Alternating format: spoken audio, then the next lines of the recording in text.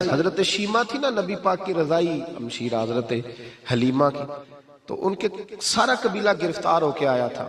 وہ جب آئی ہیں نا نبی پاک کے پاس تو حضرت ابو ہریرہ سے کہنے لگی حضور کو جا کے بس کان میں کہہ دو کہ حلیمہ کی بیٹی آئی. حضرت ابو ہریرہ کہتے ہیں حضور اتنی تیزی سے اٹھے کہ نبی پاک کی چادر بھی منبر پہ رہ گئی.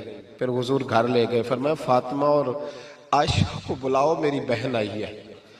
میرے محبوب کریم نے فرمایا تو اگر کہے گی نا تو میں تیرے لیے مدینے میں مکان بنا دوں گا، تو یہیں رہ جا.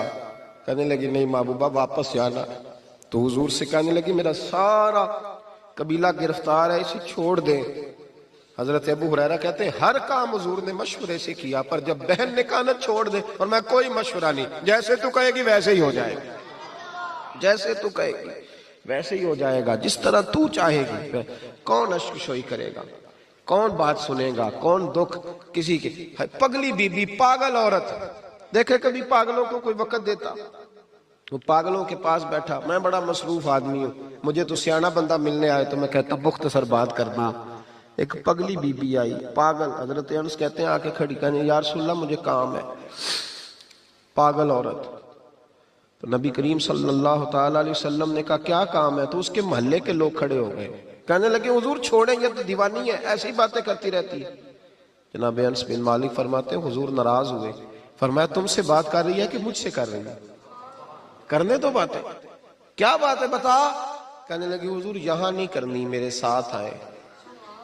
نبی کریم اس کے پیچھے پیچھے چلنے لگے. جناب انس فرماتے ہیں کہ صحرا میں لے گئی. نبی پاک ریت پہ بیٹھ گئے، سامنے بیٹھ گئی. کہنے لگی حضور بچوں کو منع کریں، مجھے روڑے مارتے.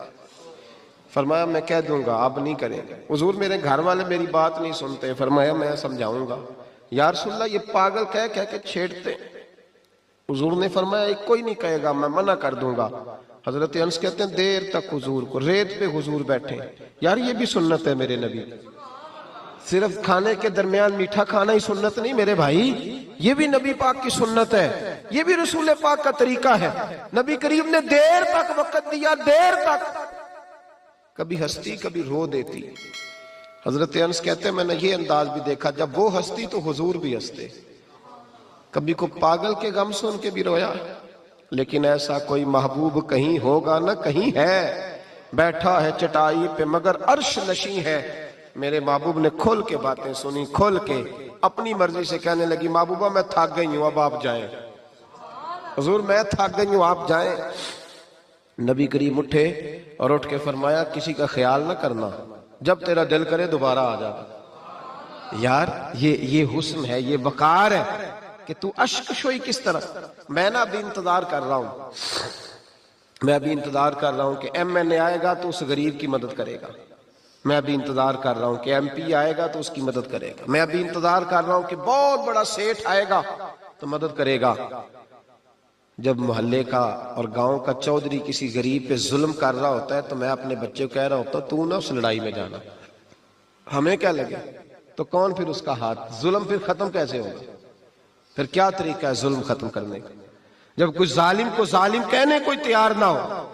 وہ زمانہ جب نبی کریم صلی اللہ تعالی وسلم مکہ شریف میں اعلان نبوت فرمایا تھا تو سارا مکہ مخالف ہو گیا، سارا مکہ. ایک وقت عروج کا ہوتا ہے، ایک وقت ایسا ہوتا ہے جب غربت ہوتی ہے، ابتدا ہوتی ہے. اسلام پر غربت کا زمانہ. قبیلہ بنو آراش کا ایک شخص مکے آیا. وہ کہتا ہے میں چھوٹا سا تاجر تھا. میری باتوں کی سمجھ تو آ رہی ہے نا آپ حضرات کو؟ جو نہیں بول رہے انہیں بھی آ رہی ہے. اللہ تعالیٰ آپ کو جزا دے. بس ایک دو بات اور عرض کرنی ہے آپ حضرات. حضرت طارق بن عبداللہ رضی اللہ تعالیٰ عنہ اس کے راوی ہیں.